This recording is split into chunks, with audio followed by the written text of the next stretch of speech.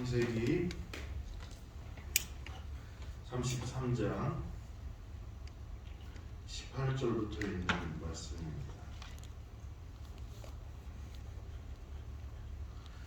야곱이 밧단 아람에서부터 평안히 가나안 땅 세겜 성읍에 이르고 그 성읍 앞에 장막을 치고 그가 장막을 친 밭을 세겜의 아버지 하모렐의 아들들의 손에서 크리타에 샀으며 거기에 제단을 쌓고 그 이름을 엘엘 로헤 이스라엘이라 불렀더라.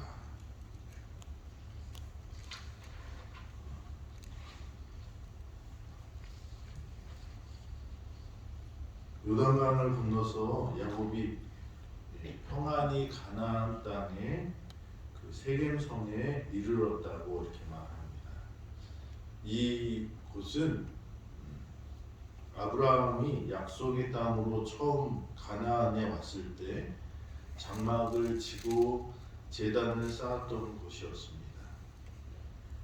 이곳에서 야곱은 다시 가나안 생활을 시작하게 됩니다. 그리고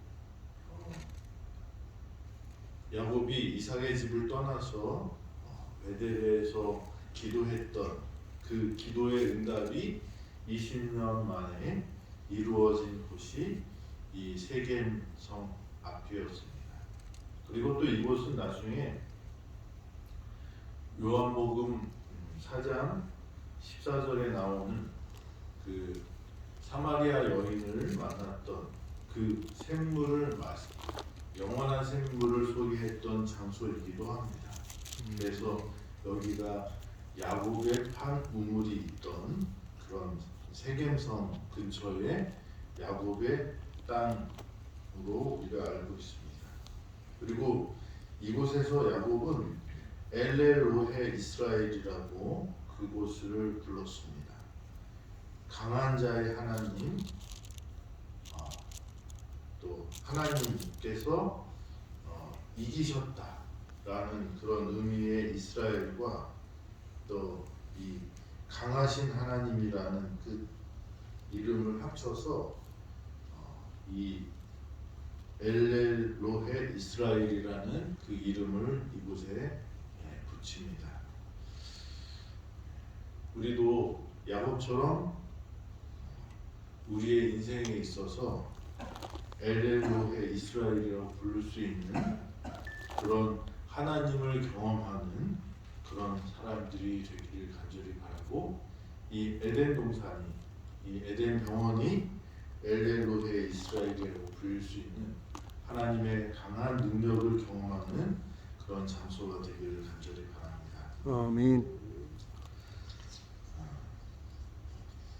그리고 20절에 보면 거기에 제단을 쌓고 그 이름을 이렇게 말합니다. 아브라함이 제단을 가나안에서 쌓은 곳이 어디예요? 이 세겜성 근처에서 그렇게 했고요. 야곱도 이 제단을 이곳에서 또 쌓게 됩니다.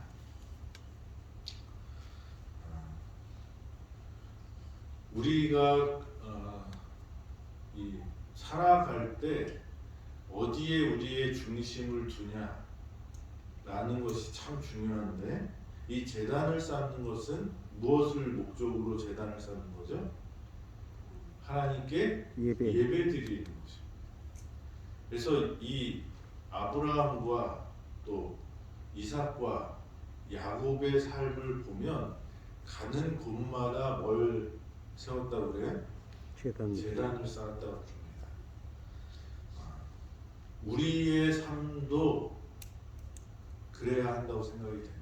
우리가 가는 곳마다 그곳에 중심이 하나님이 될 수 있도록 예배를 드리는 삶, 그 다음에 하나님 중심의 삶이 되어야 한다고 생각이 됩니다. 아멘. 하나님과 하나님의 백성이 아닌 사람들의 차이는 어떻게 보면 그 중심의 차이라고 생각할 수 있어요. 마지막 때 하나님의 백성과 하나님의 백성이 아닌 사람의 차이도 어디에 중심을 두고 있느냐라고.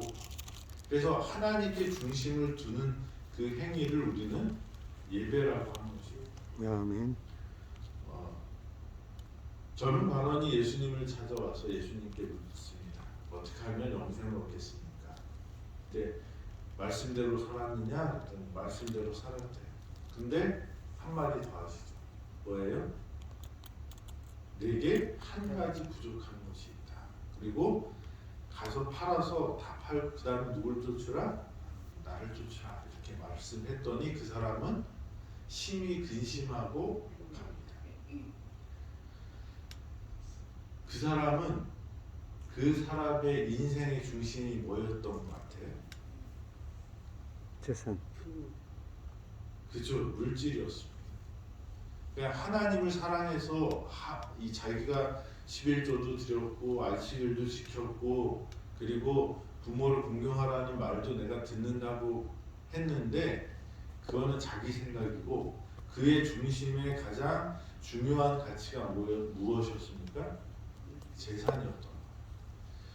마찬가지로 우리가 이 땅에 살아가면서 하나님 중심으로 살지 못하면 우리 모두 다 뭐가 부족한 거예요? 나는 하나님 말씀대로 살았어요. 이렇게 이야기하지만 그 사람 마음 가운데 하나님보다 뭐가 더 큰 거예요? 다른 것이 큰 것이 있는 사람입니다. 그래서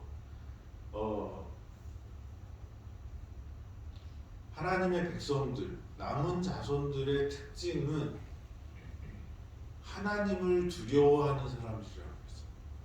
첫째 천사가 영원한 부흥을 가진 첫째 천사가 외칩니다. 땅과 하늘과 바다와 만물의 근원을 만드신 이를 두려워하고 경배하라고 외칩니다. 그럼 그 내용의 사실 핵심을 들여다보면 그게 뭐랑 연결이 되냐면 예배랑 연결이 돼요. 하나님을 두려워하고 경배하는 게 뭐예요? 그게 예배입니다. 그러면 우리가 살고 있는 세상이 지금 흘러가는 방향이 어떻게 돼요?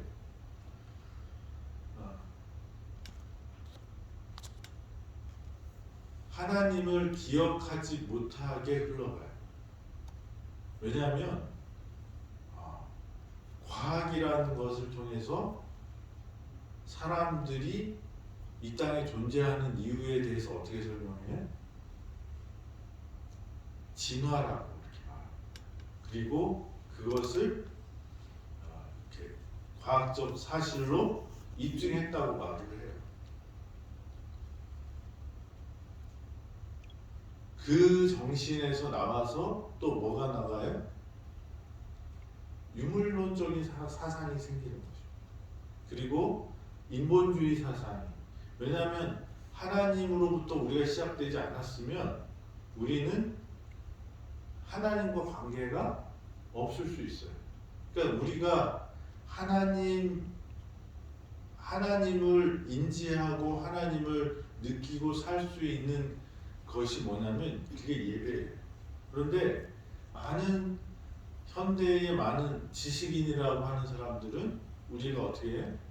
어쩌다 우연히 존재하게 된 그런 사람들이라고 말합니다. 그런 결과로 진화론이나 공산주의나 이런 것들이 이제 일어났고 거기에는 가장 중요한 사상이 뭐냐면 그렇기 때문에 사람은 어떻게 살아야 된다는 거예요? 네. 적자생존. 네. 진화론의 그 원리 중에 하나가 뭐예요? 이 환경에 잘 맞춰서 잘 사는 사람이 가장 강하고 훌륭한 사람이라고. 살아남아야지 뭐예요? 그러니까 지금 여기 살아남아 있는 존재들은 다 뭐예요? 중요해요. 그런데 우리가 싸워서 누가 죽으면 그건 뭐예요? 약한 존재는 죽어도 그게 뭐예요? 진리예요. 왜냐하면 싸워서 약한 존재가 죽는 것은 자연의 이치라고 생각합니다. 그래서 히틀러 같은 사람은 사람들을 이렇게 유대인들을 말살 정책을 할 때 그것이 뭐예요? 우월한 인종이 남아야지 된다는 거예요. 이 독일 사람들은 우월한 게르만 민족이고 이 유대인들은 열등한 민족이기 때문에 어떻게 해요? 죽어도 괜찮다는 거죠. 근데 그런 어떤 사상들의 결정체가 그런 일들을 이렇게 만들어가는 거죠. 마지막 시대의 첫째 천사가 외치는 땅과 하늘과 바다와 만물의 근원을 만드신 이를 경배하라고 하시는 이 말씀은 다시 말하면 우리의 삶에서 삶의 주인이 누구인지, 내가 어떻게 이 땅에 태어났는지, 그리고 우리가 어디로 가야 되는지를 말하고 있어요. 그러면 그것을 우리가 느끼고 사는 그것을 어떻게 하는 것이냐? 그게 바로 예배라는 거죠. 그래서 태초부터 지금까지 선악관의 대쟁투의 핵심은 무엇에 관한 일이냐면 하나님과 하나님이 아닌 가짜 하나님과의 싸움. 마귀는 뭘 원했어요? 내 보좌를 묵별 위에 높이리라.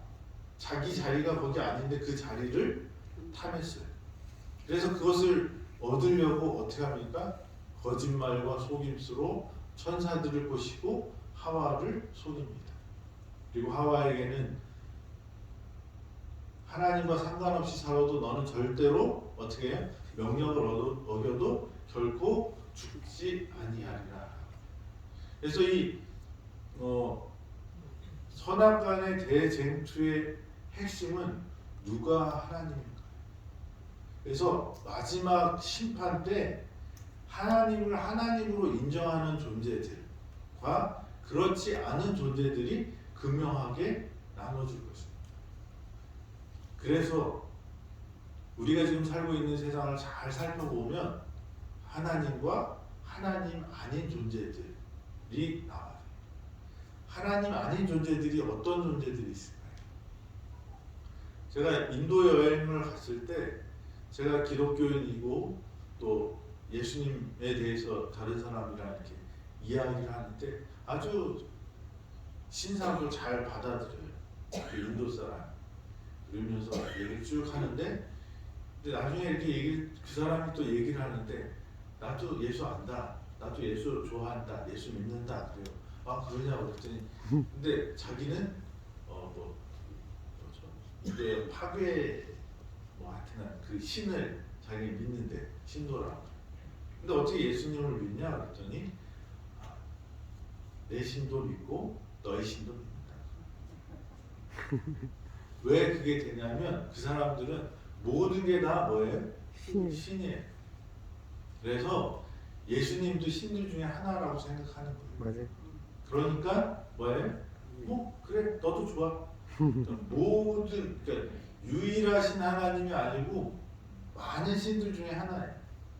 하물 원숭이 소 이런 지팡이 별의별 걸 신을 다 만들어놨어요. 그러니까 하나님에 대해서 설명하면 처음에 잘 받아들이는 것 같은데 하나님에 대한 개념이 유일하신 하나님에 대한 개념이 없기 때문에 설명하기가 무척 힘들더라고요. 일본도 비슷하더랍니다. 그리고 또 어떤 그런 범신론으로 하나님의 그 모습을 감춰버렸어요. 또 거기에서 이제 점점 발전해서 어떤 생각이 나오냐면 요새 요가 하시죠. 요가의 근본 정신은 어디에서 와요? 내가 잘 수련을 하면 나도 뭐가 될 수 있다는 거예요. 신이 될 수 있다. 신의 경지에 이르는 신처럼 될 수 있다는 거예요. 그래서 이 불교나 그 요가나 이런 정신들을 보면 나도 하나님이 될 수 있다라는 생각들을 갖고 있어요. 그러니까 불교에서도 해탈을 하면 아무것도 아닌데 그 경지가 하나님의 경지에 들어가는 거라고 이렇게 설명을 합니다. 그러니까 결국 뭐가 되어야 되는가? 내가 부처가 될 수 있다는 거예요. 그리고 부처가 되는 것이 뭐예요? 궁극적인 구원이라고 이렇게 얘기합니다. 거기서 또 발전돼서 요새는 뉴에이지라는 게 있어요. 우리 주변에 있는 자기개발서들이나 어떤 것들의 그런 그 사상의 핵심을 들여다보면 무슨 사상이 있어요? 열심히 노력하면 어떻게 될 수 있다? 나도 긍정적인 마인드만 갖고 있어도 어떻게 될 수 있다? 하나님처럼 될 수 있다는 그런 사상을 너는 할 수 있어. 너는 할 수 있어. 네 안에 뭐가 있어요? 네 영향력이 극대화돼. 내 속에 있는 것을 찾아내고 발견하면 각성하면 뭐가 된다? 너도 하나님이 될 수 있다는 그런 사상들이 있어요. 이게 범신론으로 해서부터 시작해서 뉴에이지까지 이렇게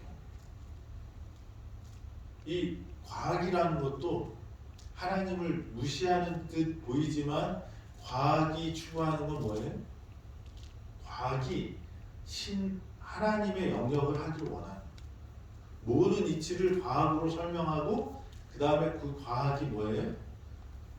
모든 우리를 해방시켜 줄 수 있다라는 하나님이 만들어 놓은 그 법칙을 발견하는 것이 과학이 되어야 되는데 그 과학을 가지고 우리의 모든 문제를 해결할 수 있다고 착각하고 그렇게 추구하는 것. 이것도 뭐예요? 과학을 하나님으로 섬기는 그런 모습이라고 합니다. 그래서 마지막 시대에 하나님께서 남은 자손들에게 남은 무리에게 주신 사명이 있는데 그게 뭐예요? 세 천사의 기별이에요. 첫째 천사가 외치는 소리가 창조주 하나님을 기억하고 그에게 영광을 돌리는 것이 뭐예요? 첫째 천사. 그래서 지금 우리가 살고 있는 세상은 다른 어떤 그 사상들을 좀 잘 살펴보면 하나님이 주인인 것과 하나님이 아닌 것과의 그런 싸움. 저와 여러분들이 이때 우리가 기억해야 될 것이 뭐예요? 하나님께 돌아가야 돼. 하나님께 돌아가는 그 형태가 뭡니까? 예배를 드리는 것입니다. 근데 예배는 두 종류가 있어요. 넓은 의미의 예배가 있고 좁은 의미의 예배가 있어요. 좁은 의미의 예배는 뭘까요? 우리가 보통 예배라고 하는 그런 형식을 갖고 있습니다. 첫째가 뭐예요? 기도하는 것. 기도는 우리가 하나님께 헌금하는 것, 우리가 하나님께 드려지는 것. 찬양하는 것, 우리가 하나님께 드리는 것. 말씀은 하나님께서 우리에게 주시는 것. 그래서 그런 그 예배의 요소들을 가지고 우리가 예배를 하나님께 드리고 하나님으로부터 은혜를 받는 것이 예배예요. 그런데 이사야 58장에 보면 하나님께서 우리의 기도를 안 들어주신대요. 그러면서 하신 말씀이 있어요. 너희가 과부와 고아를 돌아보지 않고 억눌린 사람을 압제하고 그러면서 어떻게 나한테 기도하고 기도 응답받을 생각을 하니? 이렇게 말씀하셨어요. 그리고 그 다음에 나오는 말씀이 뭐냐면 회복하는 자에 대해서 말해요. 무너진 데를 보수하는 자를 말하면서 뭘 하라고 해요? 안식일을 기억하여 거룩히 지키라 이렇게 말씀하죠. 그러면 이 금식 기도를 하는데 하나님은 안 들어주신다고 하는 이유가 뭐예요? 삶과 예배가 괴리가 생기면 하나님께서는 그 예배를 뭐예요? 받지 않으신다. 그러니까 우리가 예배를 회복해야 되는 것이 사상적으로, 철학적으로 창조주 하나님께 우리가 다시 돌아가는 것. 하나님의 자리에 그 송아지를 세워놓고 하나님이라고 했던 그 유대인 히브리 사람들처럼 그렇게 하지 말고 참 하나님께 우리가 돌아가야 되는데 그 참 하나님께 돌아가는 것이 하나님의 방식대로 하나님께 예배를 드려야 되는 것이고, 그리고 그렇게 어떻게 하는 거예요? 살아가는 것이 참된 예배라는 거예요. 야곱은 가는 곳마다, 아브라함은 가는 곳마다 자기의 삶의 중심이 누구라고 고백하는 거예요? 예배를 통해서 하나님이라는 것을 고백합니다. 저와 여러분들이 이 자리에서 새벽 예배를 같이 드리고 있지만 이 예배가 하나님께서 받으시려면 뭐까지 연결이 돼야 돼요? 우리의 삶까지 연결이 돼야 돼요. 하나님의 말씀에 순종하는 삶이 뭐가 되는 것입니까? 참된 예배가 되는 것입니다. 마지막 시대에 하나님의 남은 자손들, 그들이 회복해야 되는, 전해야 되는 기별이 있는데 그것은 예배의 회복이라는 거예요. 누가 참 하나님인가? 그 하나님을 어떻게 예배할 것인가? 그것에 대한 답이 새 천사를 통해서 주신 하나님의 기별이라는 거예요. 저와 여러분들은 그 기별을 다 들었어요. 그리고 그것은 거기에 가장 핵심은 뭐예요? 영원한 복음을 가졌다고 했어요. 예수 믿음을 가졌다고 했어요. 하나님의 계명을 가졌다고 했어요. 그 남은 자손의 특징들을 통해서 볼 때 우리는 예배를 어떻게 해야 돼요? 예수님 중심. 우리의 구원은 누구에게 있다? 영원한 복음이 뭐예요? 예수님이 우리를 구원하신다. 그리고 그것을 가지고 살아가는 사람들은 뭘 가지고 살아야 돼요? 계명대로 살아야죠. 일의 결국을 다 들었으니 어떻게 하라고 말씀하십니까? 하나님께 예배하라고 말씀하십니다. 하나님을 두려워하고 그에게 영광을 돌리는 것이 사람의 가장 중요한 삶의 본질이라는 것입니다. 그럴 때 저와 여러분은 행복해지는 것이고, 마지막 시대에 하나님께서 주신 그 사명도 예배를 회복하는 것인데, 그 예배의 회복의 핵심은 하나님이 우리의 삶의 중심이고 그 하나님의 말씀대로 우리가 순종의 삶을 살 때 그것이 남은 자손들의 사명이라는 것입니다. 그것이 무너진 데를 보수하고 또 회복하는 그런 사람들입니다. 야곱은 가는 곳마다 뭘 세웠어요? 제단을 쌓았어요. 제단을 쌓고 거기에서 제사를 드릴 때 거기에 제사의 가장 중요한 제물이 무엇이었죠? 양이에요. 예수 그리스도를 상징합니다. 예수님의 속죄를 상징합니다. 그리고 거기서 그들의 삶의 근본이 시작이 되었어요. 야곱, 이삭, 아브라함, 제단을 쌓는 사람이었어요. 우리 모든 성도님들도 우리의 삶에 제단을 쌓는 사람들이 되기를 바랍니다. 아멘. 여러분들의 삶이 뭐가 되어야 돼요? 예배가 되어야 돼요. 우리가 이렇게 예배를 드리는 것도 중요하지만 여러분들의 삶이 하나님의 말씀에 순종하는 것이 곧 예배라고 말씀하십니다. 아멘. 저와 여러분들이 하나님께 참 예배를 드리는 이 마지막 이 하나님을 잃어버린 이 세계에 하나님을 잘 전할 수 있는 저와 여러분이 되고 우리의 삶이 그것을 증명할 수 있는 저와 여러분들이 되어서 하나님의 사명을 이룰 뿐만 아니라 주님께서 주시는 그 기쁨과 행복, 평안을 누리며 하늘까지 함께 가는 우리 모든 성도들 되기를 간절히 바랍니다. 아멘. 기도하겠습니다. 아버지 하나님, 이 아침 저희를 깨워주시고 주님의 자리에 올 수 있도록 인도하여 주셔서 감사합니다. 아멘. 아버지, 저희 예배하는 자 되기를 원합니다. 야곱이 가나안으로 돌아와서 다시 움막을 짓고 그들이 살 곳을 정했을 때 그들이 먼저 한 일이 바로 제단을 쌓았던 것을 저희 기억합니다.